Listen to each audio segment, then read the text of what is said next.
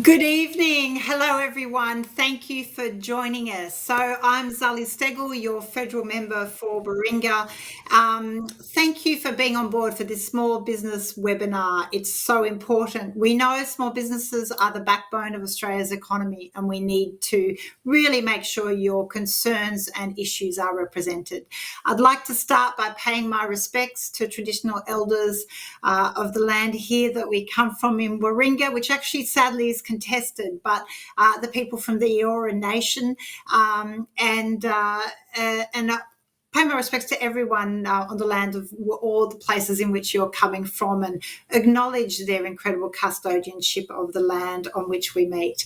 Now, we know small businesses are feeling the strain in so many ways at the moment. We know cost of living crisis, post-COVID, all of these areas have put pressure. In Warringah alone, we have some 20,000 small businesses, and they contribute a huge amount to our community and to our nation and our GDP. Now, small businesses are incredibly diverse, right? It ranges from so many things.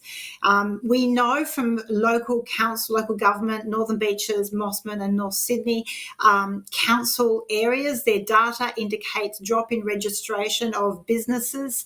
At the moment, in the manufacturing sector, wholesale, trade, retail, accommodation and food services, rental, hiring, real estate services and professional, scientific and technical services and manufacturing. So there's been a drop in registration in those types of businesses and industries. On the other hand, significant growth in healthcare and social assistance, arts and recreation services. But I must say overall, though, a drop in business registrations. I want to understand more about the challenges that businesses are facing, but also the opportunities. And that's why we have a high number of entrepreneurs in Warringah, and I want to make sure everyone is supported through that journey. Online tonight, we've got that full diversity of small business in evidence. We have attendees from family-owned businesses. We have retail and hospitality, education, professional services, health services, manufacturing, online startups, video production, building and construction. The list is really long, which is great to see that diversity. So we recently conducted a small business survey in Warringah to help us understand the main issues that businesses are facing and their key concerns. One big one that came up is staffing challenges, the difficulty in finding qualified staff locally and the restrictions around hiring from abroad, and of course the fairly contentious debate around migration and skilled migration. Second area is taxation and financial flow, the inflexibility of the ATO with respect to variable cash flows, the impact of high rent costs, high energy prices, and of course interest rate rises on small businesses' viabilities, and especially if they're in like the manufacturing sector trying to expand. Third area that you've raised with me is government red tape, excessive red tape, and in many instances slow council approval processes in relation to development applications and expansion of business operations that is leading to a lot of frustration and delay. So that's I think we can look at that from a federal point of view around IR, but then down to local government and all levels of government needing to assist businesses in being able to perform to the best of their ability. Finally, it's that support for small businesses, lack of adequate marketing support, the financial pressure from high operating costs, the difficulty in business expansion, accessing growth opportunities, especially those that the government has identified, getting that opportunity to lobby government, and that's where our panel today will be really important.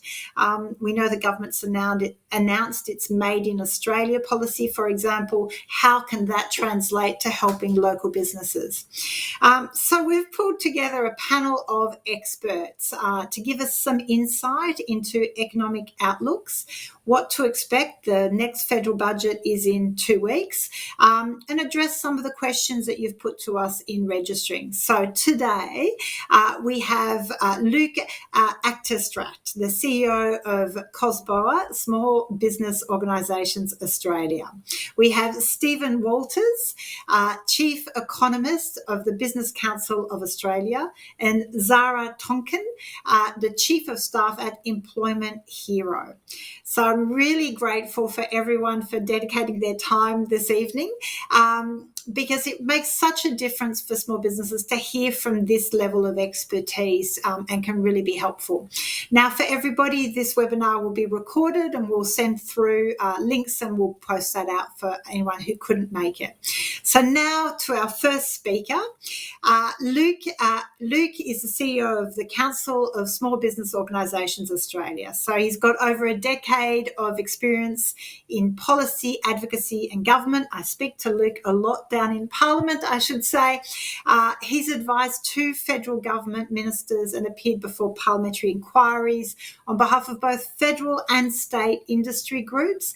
Most recently, he was a New South Wales Executive Director of the Property Council of Australia and was appointed by the New South Wales Government as the inaugural chair of the New South Wales Expert Housing Advisory Panel. Luke is passionate about small business, having helped co-found and lead the talent disruption business Comtract. His grandfather emigrated to Australia from the Netherlands in 1951 and started a small business. Huge legacy and a huge opportunity to hear from him, and he really is on the pulse when it comes to a lot of small businesses. So Luke, what are the challenges that you are seeing at COSBOA what are the challenges small businesses are currently facing? Well, thanks very much for that very generous introduction, Zali. And firstly, I wanted to acknowledge you and the fantastic work that your office does. The reason COSBOA really enjoys working with Zali Stegel and her office is they're a small business themselves. They are taking on a huge range of issues on behalf of their constituents, on behalf of Zali's constituents. And that small business lived experience that comes with being an independent or a teal, there's a lot of empathy there between COSBOA and Zali's office. I want to acknowledge the great work you're doing. You touched on it in your opening remarks. Small businesses are facing a cost of doing business crisis in Australia. There's a lot of talk about a cost of living crisis. We all know that. We all feel that. But if you're one of the thousands of small business owners, in Warringah, or one of the 2.5 million small business owners in Australia, you're feeling that cost of doing business crisis on 2 fronts. You're dealing with rising interest rates, energy, insurance, rent, and all the rest of it in your personal life and on the home front. But you're also dealing with energy, insurance, rent, borrowing costs at the shop level as well. So you're really feeling that double whammy. And that's really what's coming through the COSBOA membership. And Zali, you're on the money. Small businesses are diverse. They operate across a lot of different geographies, a lot of different industries, but there are common challenges. That cost of doing business, finding staff, finding people at the right time, at the right place. There's a lot of talk about there's people coming into Australia looking for work, but getting someone at the right place at the right time, particularly in retail and hospitality, where we need people who are wanting to work on weekends, who are willing to work Thursday evenings. I was talking to a small business in my area who sell fireplaces, and they cannot, for love nor money, find someone who will work Thursday evenings. Because apparently, this new generation, that's when they like to go out. They don't want to work. So it is really difficult. You mentioned the ATO challenges, but I just want to focus quickly on red tape.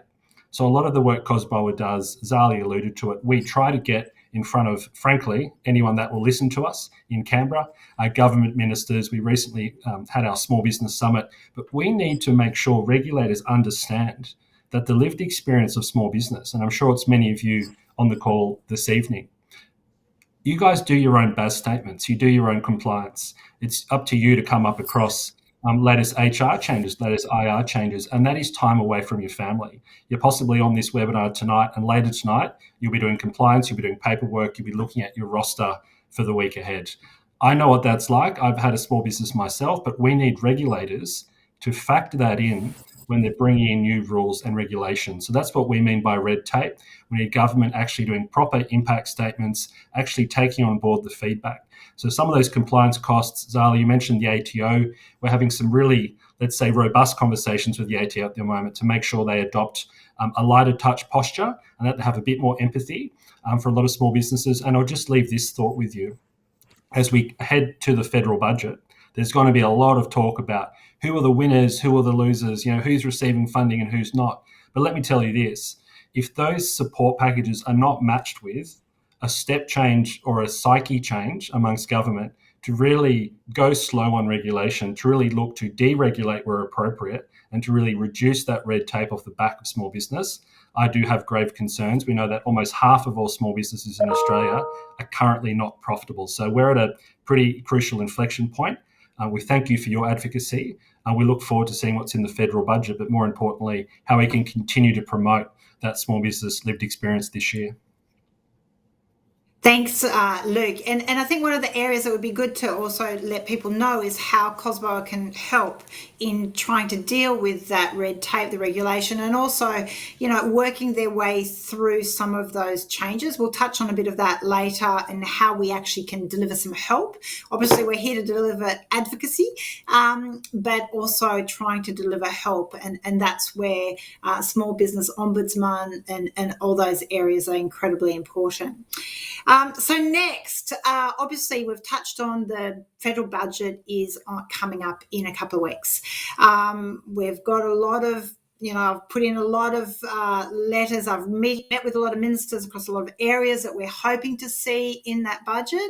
Unfortunately, budget time is usually big on announcements, and sometimes delivery takes a long time from government. And there's been a few disappointing things that haven't been delivered from the last budget already.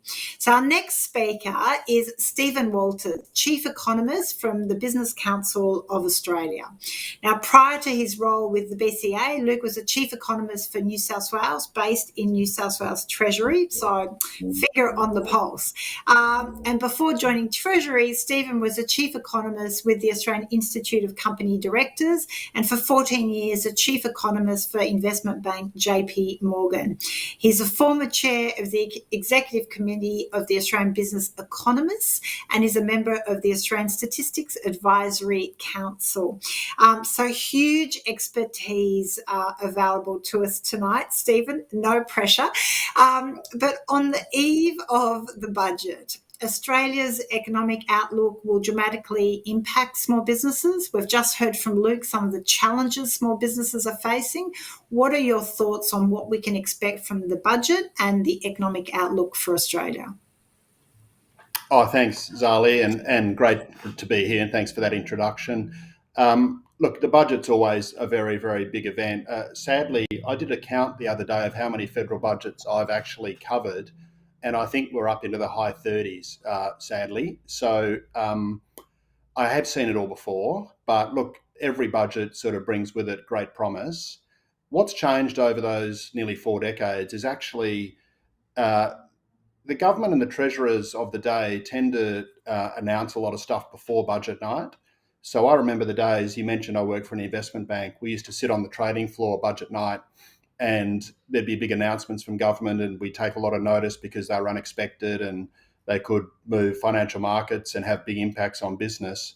That's usually not the case anymore. And I expect over the next 2 weeks, just so your audience is sort of familiar with what the budget might be, I think we're going to get a lot more announcements over coming weeks. So as you said, the budget's 2 weeks away tonight. There was an announcement by the Prime Minister today about investment. There's lots of announcements have been made already. You mentioned, Zali, in your intro about the future made in Australia. So I think there'll be a lot more. So look, fingers crossed. We haven't actually heard a lot for small business. And look, I share Luke's grave concerns that as we're all facing ourselves in our households, the cost of living is extremely high and getting worse.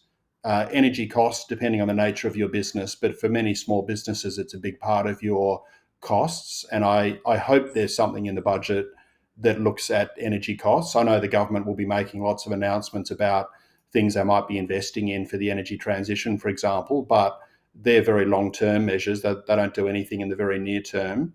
My other big concern, and I'm sure this affects a lot of your small businesses in Warringah, is wages. And we know that wage costs are going up. And look, the Business Council is very, very is supportive of people being paid more. What we're really cautious about is you have to link it to productivity. And I think that's where we've had a bit of a breakdown, frankly, in the last, not the last, I was going to say 2 years, but I'd say longer than that, is that we've forgotten what productivity is.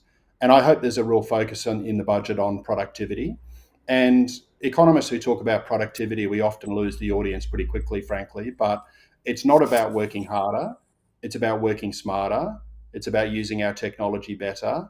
And it's about raising our living standards in the long term. So I really hope there's some investment in productivity enhancing reforms in the budget. And that doesn't sound specific to small business, but it will be. It'll really cascade down into small business. So I hope there is some real focus on investment in our economy, which is running at a 30-year low, by the way, at the moment. Investment in our economy, it's very, very low.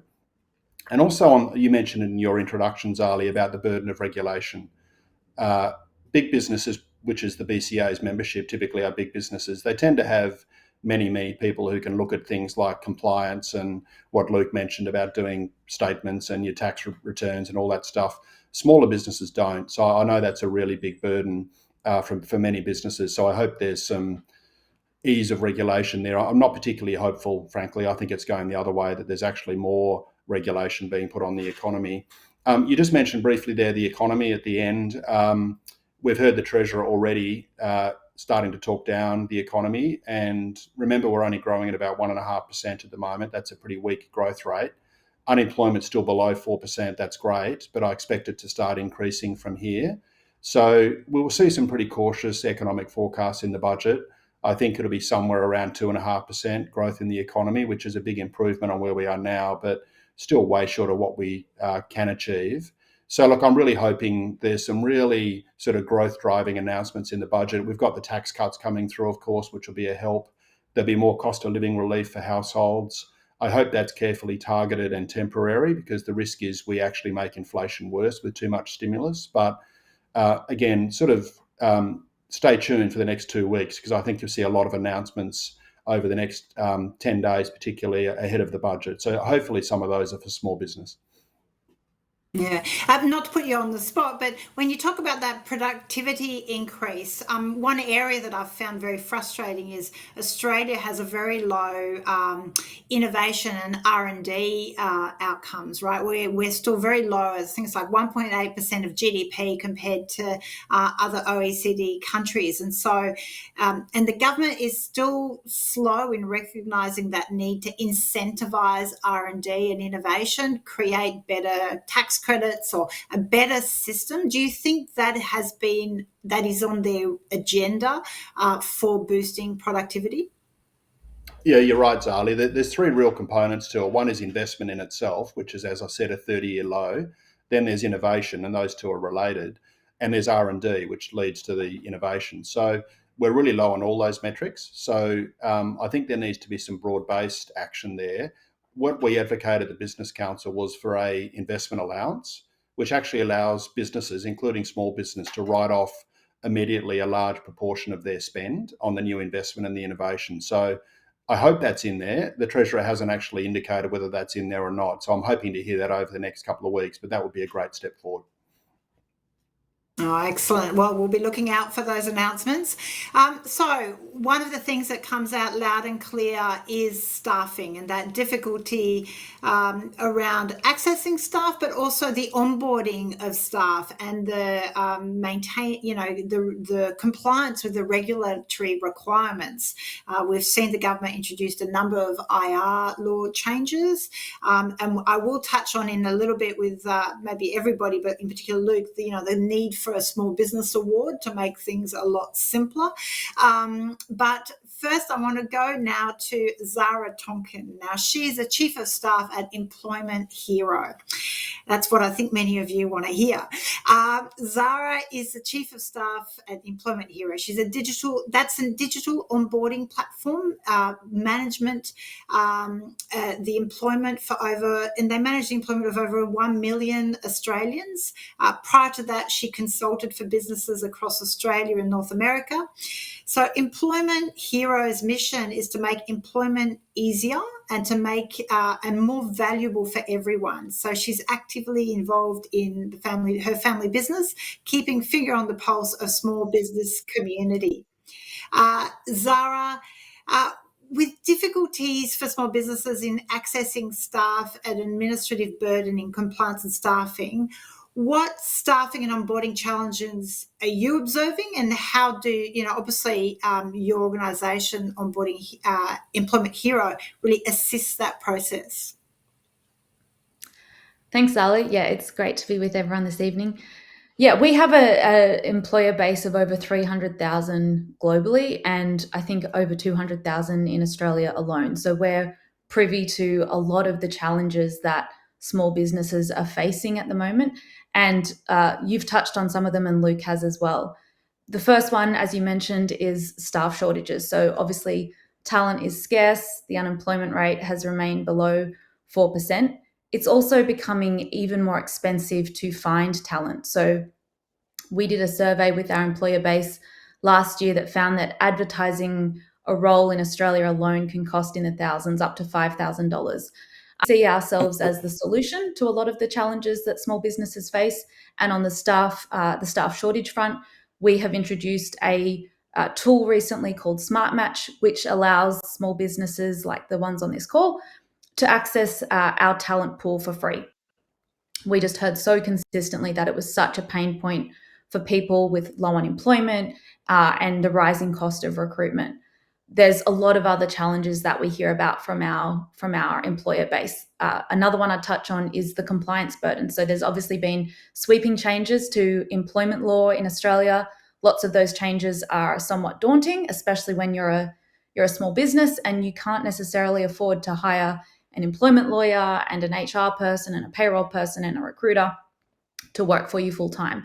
So again, we see ourselves as a solution to that challenge. We are a platform that was built by a Manly local employment lawyer, actually, Ben Thompson.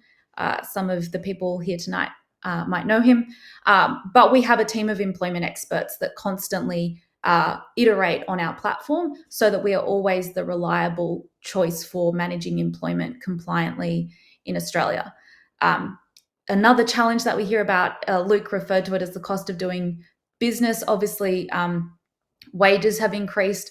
We have a employment index that tracks the median hourly rate. And over the 12 months to March 2024, it's increased by 8.4%, which has obviously significantly outpaced inflation.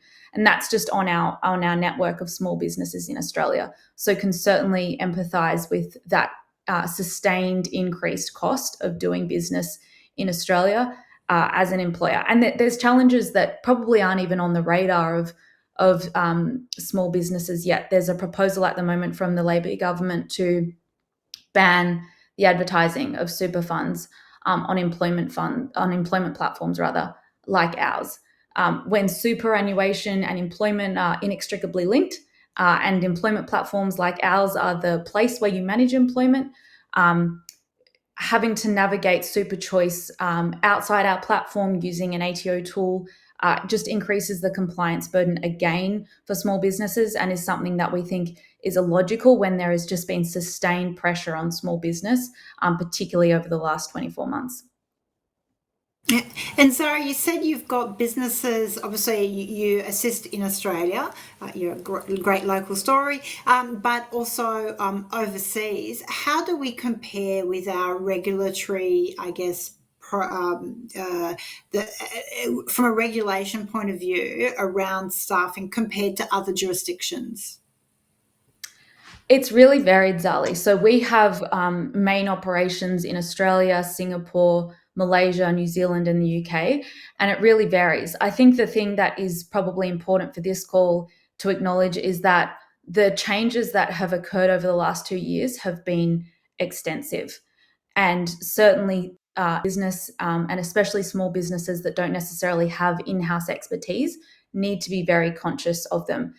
Just, some minor examples, but changes to the definition of casual employment and how someone converts from a casual to a permanent employee. The criminalisation of wage theft, which can include jail time now.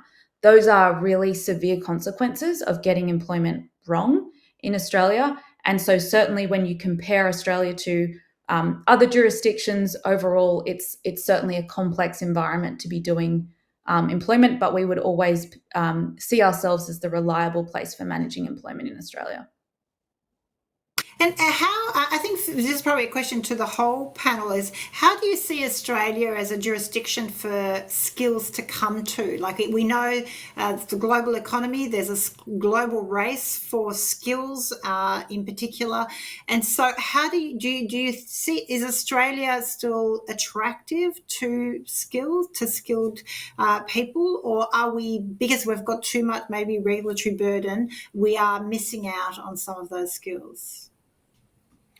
I'm happy to have a crack at that one first, Zali. I think, when this government was elected, they inherited, not a lot of people know this, they inherited close to 1 million unprocessed visa applications. So to be fair, during COVID, a lot of the world closed their borders. But I think there are a lot of people around the globe who have a little bit of a sense of Fortress Australia. Now, it's hard when you are a floating continent all by itself, down under. But certainly I think we need to, as a country, be attracting, as I alluded to earlier, the right people at the right place. Let's just quickly touch on regional small businesses. 1/3 of small businesses are in regional and rural areas. How are we, as a country, incentivising smart young families and individuals to move into country and regional hubs? How are we getting those skills in? So yes, we've got the typical sort of migration story of big cities and sort of professional roles and so-called white collar roles. But what about our entrepreneurs? What about people who can work in cafes, hospitality, restaurants? We are a little concerned with the government at the moment, where they're looking to make it harder to bring in people like chefs and cooks. So you have the skilled occupation list that gives you guidance around what roles you can and can't bring in, and they're looking to review that. So this is where COSBOA, through our role with the federal government, our advocacy, we want to hear what you have to say about these matters and raise them at the highest levels of government and make sure that we're actually getting these settings right. It can be quite expensive to sponsor someone.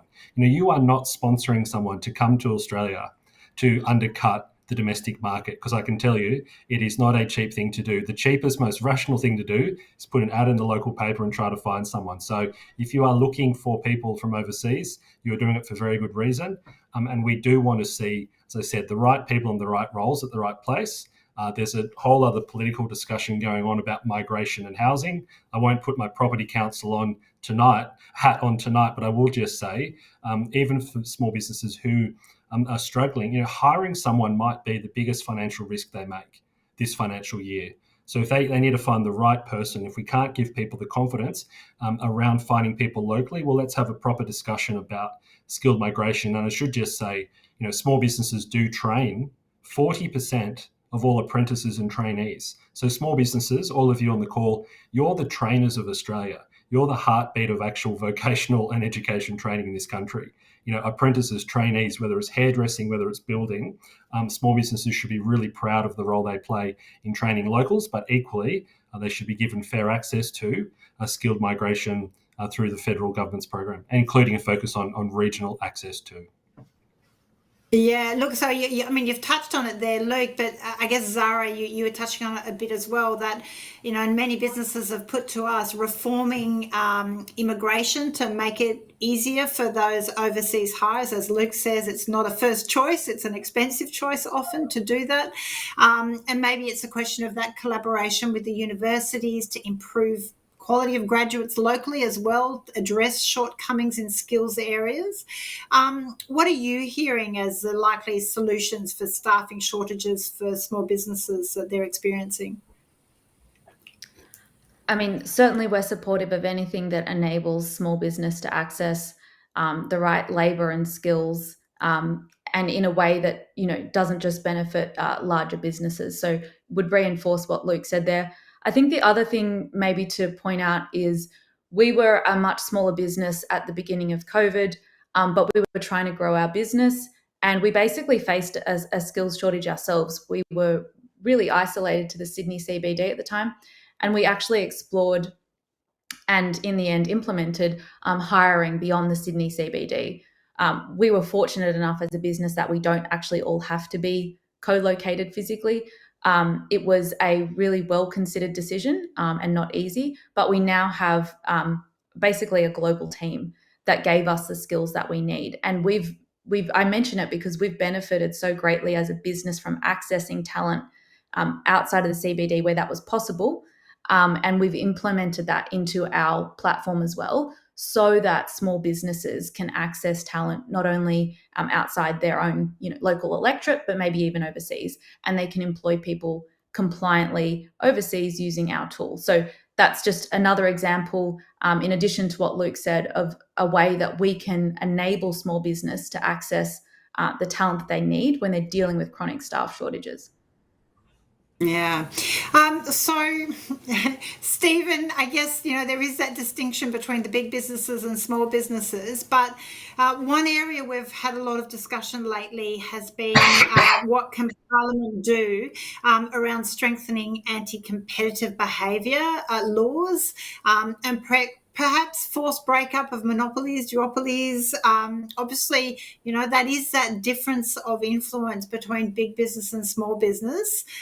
Curious to, obviously, ultimately competition is incredibly important for, a thriving economy. Yeah, thank you, Zali. Look, it's a really, really interesting space, and the government's doing a lot of work there, as you know. There's all the work that Andrew Lee's doing on mergers, along with the Treasurer. There's the divestiture laws that are being talked about now, which obviously we're engaged pretty heavily on that on behalf of our members, and I'm happy to talk about that if you want to get into that. But look, we're really engaged in this space because we agree. Look, we want the most competitive economy we can have. It's the way you get lower prices. And unfortunately, there's been a lot of, I think, misinformation in this area. Like the supermarkets have been really targeted, particularly because people feel at the checkout that the food's just getting more expensive and that there's no respite there. But the work we've done, and I'm happy to share this work if people are interested, is that food price inflation's been about the same as broader inflation in the economy. So I think people just feel it, particularly because it's such a big part of their budget every week is food. Energy is another big part of it, of course. And we know energy prices have been going up. But I think people just feel there's no respite, there's no sort of downside. And of course, the reaction is always, well, how do we fix this? And I think it's an easy assumption to make is clearly if prices are going up, whether they're energy companies or supermarkets or transport companies or toll roads or whatever it may be, it's clearly a function of extraordinary profits. And yet the numbers, again, that I'm happy to share, we've seen the profitability of Australian companies. Mining companies went up a lot because we had record commodity prices 2 years ago, and partly that was to do with the conflicts in Russia and Ukraine, which compressed oil supplies and therefore pushed up energy prices and fertilizers and grain and other prices. And then more recently, of course, we've had the terrible occurrences in the Middle East and with Israel. So there's a lot of reasons why inflation has gone up. It's not to do with corporate price gouging. And yet at the moment, I think there's 7 or 8 different inquiries underway, and particularly around the supermarkets, but more broadly around mergers and competition. And the BCA is engaging in all of those on behalf of our members. But it's a very complex area. It needs a lot of nuance in the discussion, and it needs to be fact-based. And at the moment, I think it's a bit, frankly, getting towards the sort of the irrational discussion around we need to be breaking up so-called monopolies or making, for example, it has been said that supermarkets need to sell one of their supermarkets so it opens up opportunities for other supermarkets to come in and take over that site. We're not convinced of that at all. In fact, we think that will make things worse, frankly. But having said that, we are very attuned to, we know that small business is greatly affected by the supply chains. Small business greatly supply the big supermarkets. They supply other big business. So we are attuned to that, and we're engaging. Luke and myself and my CEO engage all the time on this sort of stuff so that we're in alignment between so-called big business that the BCA represents and the smaller businesses that Luke represents. But it's such a contested area. I hope we don't get this wrong. There are some, frankly, pretty sort of ill-informed suggestions out there about how we can get into a more competitive setting, but I hope we stick with the facts. Frankly, some of the engagement that the Parliament's had with some of the inquiries have been pretty unhelpful, to be honest, and we're representing our members there as well. My CEO appeared at one of these inquiries in Parliament and had a more pleasant experience than some of the CEOs of supermarkets. But I just hope we get into a sort of a more mature debate and work out what the real problem is. And it's the cost of doing business for big business as well is a real problem. I know it's a huge problem for small business, but it's also a big problem for big business. So I hope we can stick to the facts and not try to grasp for easy solutions that won't really help.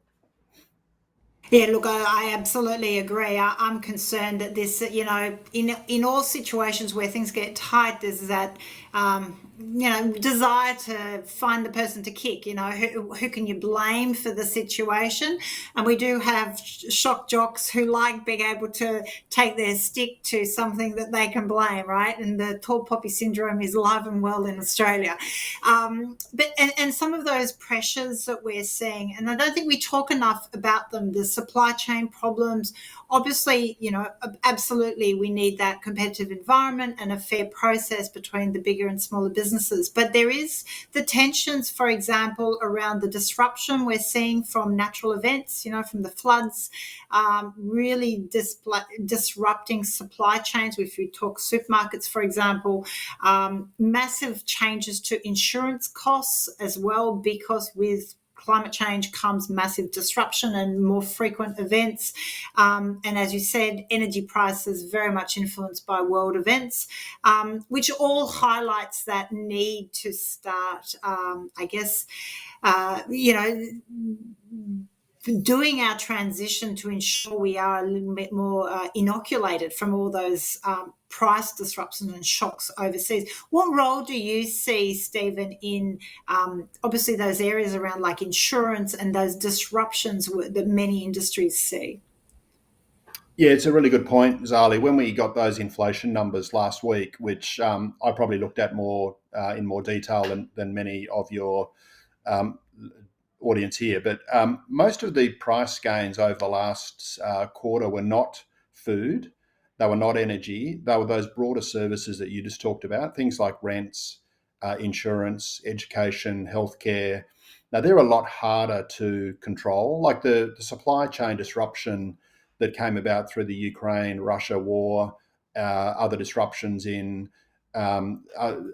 seas closer to home have actually largely been alleviated. So things like during COVID and after COVID, we had those huge spikes in not just energy prices, but shipping costs, container costs, port disruptions, all those sorts of things. They've largely been alleviated. So we're down now to what economists like to call the final mile of getting inflation down.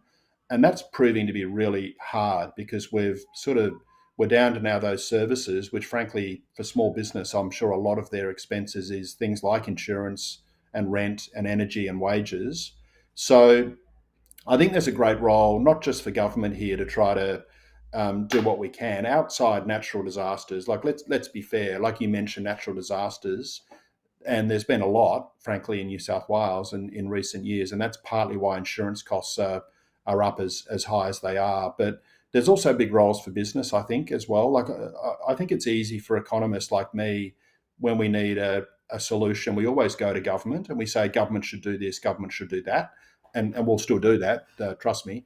But I think there's also an opportunity for maybe the private sector to think about what they can do as well, including big business and including about competition, like you mentioned, to make sure we aren't doing things that are sort of hampering competition or making supply chains more complicated for smaller businesses as well. So procurement's a big part of government. Government has a really strong opportunity here to influence behaviours through procurement. Government's one of the biggest customers in Australia. The New South Wales government's the biggest employer in the country by far. So there's a lot of stuff governments can do, but I think there's also a big role for business as well. And our members, the big end of town, so to speak, are very attuned to that as well. Okay. So maybe Luke, we've heard the big end of town, the big business side. Small business. What do you say, or does COSBOA see as examples of essential business support available for small businesses to tackle some of these challenges? Yeah, thanks, Zali. Look, the good news is there is business support available. I mean, just to touch on how COSBOA is looking to help small businesses, we're actually trying to roll out a program at the moment, pretty post haste, to help our members understand the industrial relations changes. So Zara, I thought, did a very great job of outlining some of those themes around casuals, contractors, labour hire, this concept of wage theft. So, COSBOA has actually put forward an idea that was adopted by government, which is to have a voluntary small business code of conduct. Now, if a small business is complying with that voluntary code, it provides them with a safe harbour from punishment in the event of an unintentional underpayment. And I should stress, the majority, not just some, not just half, the overwhelming majority of mistakes are unintentional. And that's because the system is so complex. So come to COSBOA. We're looking to roll that support out. We also have a program called Cyber Wardens. Cyber risk is still, despite these high costs across the board, the risk of a cyber attack is still trending in the top 5 threats to small business at the moment. The average cyber attack for a small business can cost $50,000. Now, that can be business fatal, that's terminal. That's unlike a bigger business who might be able to absorb that, or might actually have cyber insurance. We know a lot of small businesses are time poor and won't necessarily have that know-how. So Cyber Wardens is about rolling out business support in the form of training. So to Stephen's point, we can't always be saying, government fix this, government fix that. We as an industry, COSBOA as your peak body in small business, has an obligation to support its members directly and indirectly. And COSBOA sits as a sort of umbrella organisation where our members are themselves industry associations. So if you're a member of Restaurant and Catering, you're also a member of COSBOA. Just quickly on the government support, we are optimistic that the Prime Minister will announce more energy relief in the budget. He more or less confirmed that at our summit, but as Stephen knows from his 30 plus budgets, nothing's in the budget until it's printed and bound and signed and sealed in the lockup. We're hoping to see finally, heaven please deliver this, some certainty about the instant asset write-off, the energy efficiency scheme. And this is where, Zali, you've been such a fantastic advocate, really calling out the government's failure to follow through. Folks, these are incentives where if you actually buy productive assets, particularly with an emphasis on upgrading your equipment, such as refrigeration, to reduce your energy emissions, you save money from that. You should be rewarded for that. So the accelerated depreciation, which is applicable in that scheme, we need to see those programs rolled out sooner rather than later. The last one I'll leave you with, given we are in a New South Wales context here, the New South Wales Business Bureau. So I've got to give some credit to the state government, Minister Camper, Minister for Small Business, Chris Minns. They have tried to elevate their business support by putting it all in one place. So you all know on the call, it is time consuming to search various different government websites. What are the subsidies? What are the grants? Particularly a lot of the COVID grants that were pushed out. But the New South Wales Business Bureau attempts to bring all of that together. So you can have a look at that online by simply Googling New South Wales Business Bureau. But whilst I'm on that topic of support, as again, I say to you, COSBOA, our strength, it only comes from the engagement of real small businesses through their association and through us. So please have a look at our site. Reach out to me personally. I'd be very delighted to hear from you about how we can support you. And more importantly, are we providing the right support? What is it that you need in addition to some of those programs that are being rolled out? We know there's a bit of some of that short-term relief that's hopefully coming through the pipeline, but what can we be doing over the next 2, 5, 10 years to really try to set up as much small business success as possible moving forward? Yes, thanks, Luke. And on that small business asset write-off, I should say to everyone, obviously I've moved amendments, I've questioned the Prime Minister and the Treasurer in question time about it. It was announced in the last budget, as Stephen said, lots of announcement at budget time. It then took a very long time for the government to come up with legislation. It's come through the House, it went to the Senate, was amended in the Senate, but has not been finalised. So legislation for a program which was due to finish this financial year, so end of June, hasn't actually even come into effect yet. So I have been pushing for the government with many others like Luke, that obviously it's logical that this program needs to be extended to at least the following financial year, but also to increase the quantum of that asset write-off. So we will keep you updated on what ultimately comes about, but there is a lot of pressure on the government to deliver that. And as Luke said, the Prime Minister did touch on it at the COSBOA summit, but there's clearly a lot more that's needed. Now, one area I'd like to touch on is women. Women account for 1/3 of Australian small business owners, yet all female-funded startups secured a tiny only 4% of the $3.5 billion in startup funding in Australia in 2023. What support is there for female founders? The federal government's Boosting Female Founders initiative provided grants between $25,000 and $480,000 for female-founded startups to expand into domestic and global markets. And I should say round 2 is currently closed, but further rounds will be available. But I've also received feedback and have raised with the Minister the difficulty between being, for example, being successful in a grant and actually the money flowing to the business. There's quite a lag, an administrative delay, which ultimately costs those businesses. But Stephen, maybe from your perspective, what's BCA doing and its members doing to assist that gender inequality when it comes to supporting female-founded startups? Yeah, thanks, Zali. Just as a bit of context here, female participation in our labour force has been increasing, and in fact, it's at a record high, but it's really, really low compared to other countries. So we have some impediments here, and we know it's to do with access to capital. You mentioned about getting startups, particularly, and female-founded businesses getting access to capital is much, much harder than for males, which we need to overcome that. There's perhaps a lack of childcare. We know that women still do the bulk of the childcare in most families, not all, of course, but in most families, and we need to get the childcare sorted out. Women are particularly badly affected by being out of the workforce while they're having and raising children. They still do the most of the childcare in the early stages, so they miss out on super, they miss out on income. So there's an enormous amount of we can look at as in terms of problems we need to solve. Now, the BCA put out a very big report last year, coincidentally, looking at a lot of these issues. And I'll give you the name because you can get it off our website. It's quite a long name, A Framework for Women's Economic Advancement and National Prosperity. And there were 3 main elements to it. One is jobs and careers. So how do you actually get women back into the workforce, particularly how to get women into areas that are typically male-dominated, so somewhere like mining or construction, still very male-dominated. It's changing, of course, but women really need some help there in getting them into those industries. There's still real barriers to employment for women in some of those industries. Another element is business ownership.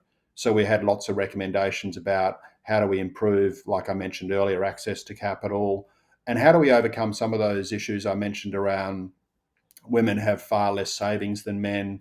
They typically have fewer assets. Their wealth is typically lower. And of course, they're much less prominent in the small business sector. You mentioned 1/3. That means probably around 2/3 are not women. So there's a huge area we need to address here. We think a lot of the recommendations we made, government is relatively well inclined towards supporting. They've supported a couple of them already. You mentioned the grants. We're very supportive of that. We recommended seed funding, that government perhaps can look at providing seed funding to some of these businesses. Now, you mentioned in your introduction the Future Made in Australia regime that the government has announced a couple of weeks ago. We're yet to see a lot of the details on those. We're getting pretty high-profile announcements like we got on solar panels early on, and then today on quantum computing. But there's so much more that can be done at the more granular level in smaller businesses, particularly those led by females. And so we hope government adopts a lot more of these recommendations. I urge people to actually have a read of the report. There's a lot in there. But BCA and our members really do recognise this as a key area of our economy where we're leaving so much on the table, so to speak, if we don't empower women, including Indigenous women, to get into the workforce, to be educated. We have one of the most educated female populations in the world, but as I mentioned earlier, one of the lowest participation rates in both small business, big business, and employment more generally. So we really need to overcome that, including in areas like childcare. And Zara, maybe you can add to this, obviously in the staffing and employment sector, and actually your business model being so, I guess, decentralised and online, meaning that you can access staff out of Sydney urban areas, you can access staff in other areas, provide flexibility as well, which I think is often a major element for women's participation in the workforce. Yeah, absolutely. I think we're really proud of the business model that we've created at Employment Hero. I think I mentioned earlier that we adopted a remote working model a couple of years ago during COVID. And what that has done is it's opened up employment opportunities to everyone outside of, the Sydney CBD, basically. So I'm actually in rural Australia. I'm about 40 minutes outside of Moree. At the moment, we have a workforce that is truly global. So I think we have a team that's across about 20 countries. We have working parents who balance their caring responsibilities with having a great career, people with mobility considerations. So yeah, definitely our business model has opened up employment opportunities to a vast array of people, including people, women and people who have caring responsibilities for children, if that's a barrier that has prevented them in the past. Yeah, so that is the exciting side of some of the, I think, trends that got accelerated through COVID that opened up much better opportunities. Now, in Warringah, I think I'm very proud of Warringah. We have a number of businesses that are really on the cutting edge and really leading the way in sustainability with cost-sharing models. Some of those I think are probably on tonight. For example, Colourmaker Industries, they installed solar panels and storage battery, creating a huge energy surplus. For every kilowatt hour that they've taken from the grid, they've been able to put 5 kilowatt hours back in. We're seeing an increasing number of sites with rooftop solar electrification. I'm pushing for electrification of our local buses. We want them powered locally with our own, sunshine from the local businesses. We've got Brookie Fest, which is a fantastic conglomerate of local breweries in Brookvale, putting together, initiatives to bring more trade and more business opportunities locally, more activation events, and really reinvigorating local precincts. We've touched on energy prices as being a major cost area at the moment for small businesses. But I guess in that transition to a more sustainable business model, getting rid of those energy prices by having rooftop solar, batteries, electrifying your fleet of cars, Colourmaker have really gone through the whole process and seen great payback from it. What lead are BCA and COSBOA taking in assisting their members in doing that transition? Can I jump in there first, Zali, if that's all right? So, look, we at the BCA, we think we led the government on their 2030 targets, frankly. We had a very ambitious piece of work we did a few years ago that the government largely adopted. So we're very, very happy with that. Of course, we need a target beyond that. So we're in the very early stages of doing work on the energy transition towards net zero 2050 and what a target might be for 2035. So very early stages. So I can't give you any of the results or the details yet. But I think it's fair to say that pretty much every one of our 140 odd members in the BCA, many of whom are overseas companies, I think people don't recognise that about half the Business Council's members are actually very large overseas conglomerates, multinationals with big exposures in Australia like Boeing and Microsoft and Google and the like. So I think it's fair to say that pretty much all of them are supportive of the transition. We're a little bit nervous about the progress so far. And so we're very engaged, and we've had lots of engagement with the minister and with the government more generally. So we're very supportive of what the government's trying to achieve. We're just hoping the ride is a little smoother than it is playing out at the moment. I think it's going to be quite a bumpy ride as we retire some of those coal-fired power stations, particularly in New South Wales, and make that transition to renewables. We think we should be technology agnostic here. I'm very curious that the opposition has introduced the debate around nuclear power, which personally I'm a big supporter of, but I think the BCA is technology agnostic. We're pretty happy to lower our emissions ultimately to zero in net terms using whatever technology gets us there. And of course, renewables is a massive part of that.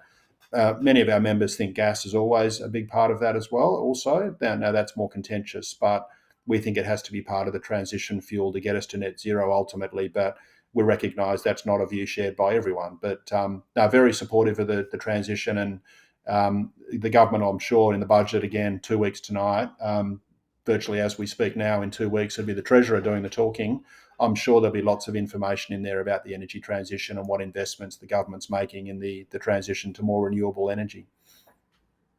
Yeah, and obviously the focus has to be the least cost, we know that action now will cost a lot less than delayed action, and disrupted action, especially as Australia as an economy will have to suffer the shocks and disruptions of global economy and global transition. So, but from a small business point of view, there are challenges in being able to get to that maybe sustainability and rooftop. Often businesses are renting, and so that question around landlords and incentivizing business, landlords to provide solar solutions for their tenants and small businesses is a really important one.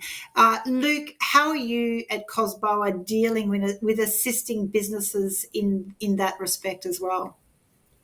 Yeah, thanks, Zali. And I think you hit the nail on the head. It's about promoting that least cost kind of benefit, if you like. And I think for a small business to kind of localize a lot of this great stuff Stephen's been talking about global trends and national targets, what does that mean? What does that mean in terms of the monthly outgoings for a small business? And where there's that hip pocket effect, where it makes commercial sense for a small business to upgrade their equipment, to think about LED, to think about refrigeration that's got better star ratings. You are so on the money about the landlords. A lot of small businesses who are in Westfields or Stockland. I won't pick my favourite big global property company, but putting that pressure on schemes like Neighbours, the Green Building Code as well, actually making that a part of the business offering. And we might potentially stray into this concept of greenwashing, where we really need to be careful that businesses aren't sort of effectively making up their green credentials. But we certainly know, the research tells us, where small businesses are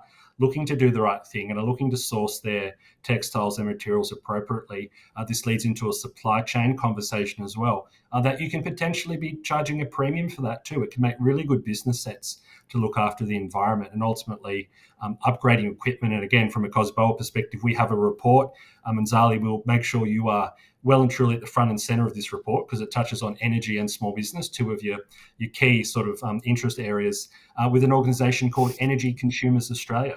So ECA do a lot of work on behalf of consumers, and it's easy to forget small businesses are some of the biggest consumers of energy in Australia. So it's really important that small business is at that table, has their views heard, and ultimately for COSBOA, it's about getting that information out there about where small businesses can access incentives and more information on those business cost savings that would come from actually, joining the push towards net zero, whether that's 2030 or whatever the target might be, bringing them in on that conversation as early as possible, in a commercially sensible way. All right, well, I've got an eye on the clock, and we could talk a lot longer. Obviously, an hour's not enough, but I'm conscious of how generous you've all been with your time. So I'm actually going to put you all on the spot just a little bit and ask you for a quick fire. What are your top 3 tips for small businesses for the year ahead? You're welcome. Maybe ladies first, Zara. Do you feel up to taking that challenge? I haven't prepped anyone on this one. So top 3 tips for small businesses in the year ahead. No, absolutely, Zali. Happy to go first. I'm just going to leave you with one tip, which I was going to share anyway.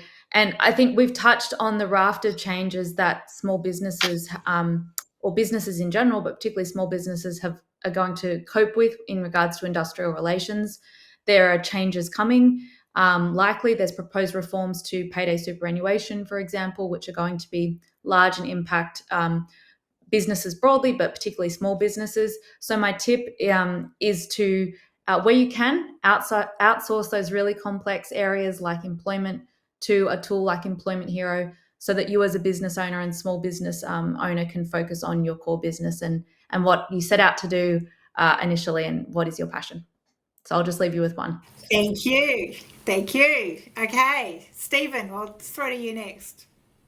Well, Zara just used mine, so I'll back it up. I'll just say, yeah, as small business, get your head around these industrial relations changes, because they're widespread, they're pretty profound. I'll cross my fingers and hope there's not too many more coming, but I suspect there might be. So just watch out for the changes that are coming. They're still pretty early days, frankly, so get your head around those.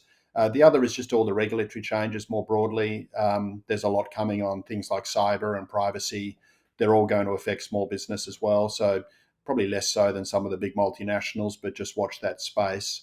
And probably thirdly, just sort of, I'd suggest maybe batten down the hatches a little bit for the near term, because I think the economy is going to be a little bit challenged in the next 6 months. But perhaps look across that trough if you can, because things will get better in 2025. Hopefully, interest rate cuts will come from the Reserve Bank. We've got those stage 3 tax cuts, albeit reduced from what they were originally, but they are coming through in July. So that should help if you're a consumer-faced business. So yeah, they're my 3. Fantastic. And Luke? In this environment, stick close to your customers, stick close to your employees, stick close to your suppliers, and don't suffer in silence. Do not suffer in silence. We know that small businesses, entrepreneurs can be proud people. You know, as small business people, we do a lot ourselves. We pick up the phone. We're quite proud of what we do, but do not suffer in silence. Mental health issues are real in our sector at the moment. Reach out to organisations like COSBOA. Look at resources like the New South Wales Business Bureau, the Australian Small Business Ombudsman. People out there want to support small business. So don't suffer in silence, and engage with your local member. You know, if you're in Warringah, you're blessed to have a great independent candidate who gets small business in Zali Stegel. So make sure she's working for you, and make sure COSBOA is working for you too. So don't suffer in silence with all the challenges ahead. Reach out and see what support's available. Well, thank you, everyone. Thank you. It's very generous, Luke. But thank you, Stephen, Zara, and Luke. That's been a really fascinating discussion. I hope really helpful for people who have joined us. We'll share the link to the recording. We will also share some links to some of the reports that have been mentioned by everybody. And look, I will look at probably doing a walkthrough on those IR changes as they come through, and see what access to experts we can get in terms of how to assist in implementing and ensuring compliance. But other than that, please get in touch with my team and my office and me if you'd like to have a meeting or discuss any further issues, and keep an eye out. We will be following that budget closely in a couple of weeks, and we'll get a newsletter out as quickly as possible for what it means to Warringah. Thank you, everyone.